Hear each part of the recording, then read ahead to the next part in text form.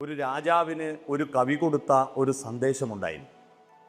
അഹം ച ത്വം ച രാജേന്ദ്ര ലോകനാഥാവുഭാവപി ബഹുവ്രീഹിരഹം രാജൻ ത്വം ഷഷ്ടി തൽപുരുഷൻ.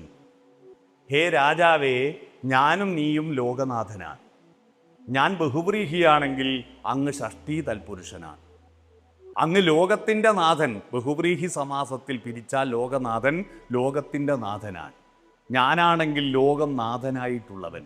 സംഗീതം എന്ന് പറയുന്നത് എൻ്റെ ബാല്യത്തെയും കൗമാരത്തെയും ദാരിദ്ര്യത്തിൻ്റെ പടുകുഴിയിലാണ്ടിരുന്ന് എൻ്റെ ഗ്രാമത്തിൽ സ്വപ്നങ്ങൾ എന്താണെന്ന് ഞങ്ങളെ പഠിപ്പിച്ചത് സംഗീതമാണ്, ഒരു റേഡിയോ ആണ്. അതിലൂടെയാണ് ജീവിതത്തിൻ്റെ സ്വപ്നങ്ങളും പ്രതീക്ഷകളും ഞങ്ങളൊക്കെ എന്നെപ്പോലുള്ള ഗ്രാമീണവാസികൾ ഉയർത്തിക്കൊണ്ടുവന്നത്. അതുകൊണ്ട് സംഗീതം എൻ്റെ നാഥനാണ്. ഞാൻ സംഗീതം പഠിച്ച ആളല്ല, സംഗീതത്തെ ആസ്വദിക്കുന്ന ഒരാളാണ്. ഇവിടെ ഈ കയറി വരുമ്പോൾ MG ശ്രീകുമാർ എന്ന വാക്ക്, ആ വാക്ക് എൻ്റെ മനസ്സിൽ ഏറ്റവും കൂടുതൽ ആകർഷിച്ച ഒരു വാക്ക് കൂത്തമ്പലത്തിൽ വെച്ചോ എന്ന പാട്ടാണ്. കൂത്തമ്പലത്തിലാണ് നമ്മൾ ഈ പരിപാടി നടക്കുന്നത്. മനോഹരമായ കൂത്തമ്പലമാണിത്. അത്തരത്തിൽ ഒരുപാട് പാട്ടുകൾ ബാല്യത്തിൽ നമ്മൾ കേട്ടിട്ടുണ്ട്. ആ പാട്ടുകൾ എന്താണ്? പാട്ടെന്ന് പറയുന്നത് മലയാള ഭാഷയെ ഉയർത്തിക്കൊണ്ടുവന്നതാണെന്ന് നമ്മൾ തിരിച്ചറിയണം. കുറച്ച് നോവലുകളും കവിതകളും എഴുതിക്കഴിഞ്ഞാൽ സിനിമാ പാട്ടുകളൊന്നും വളരെ മോശമാണെന്ന് ധരിക്കുന്ന ചില ആളുകളുണ്ട്.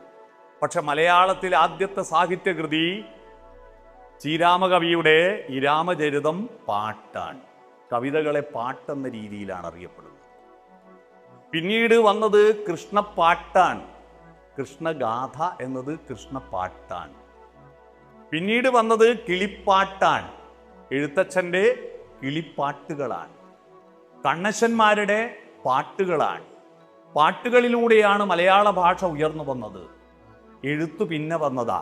നാദമാണ് ആദ്യമുണ്ടായത്.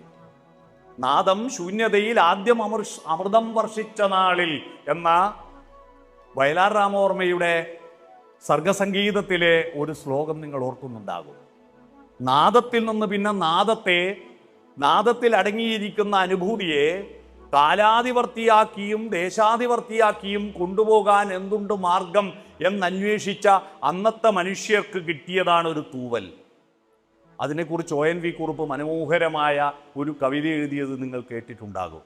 ചിറകിൽ നിന്നൊരു തൂവലൻ മുന്നിലിട്ടു പോയൊരു പക്ഷി, ഇതു നീ എടുത്തുകൊള്ളുക.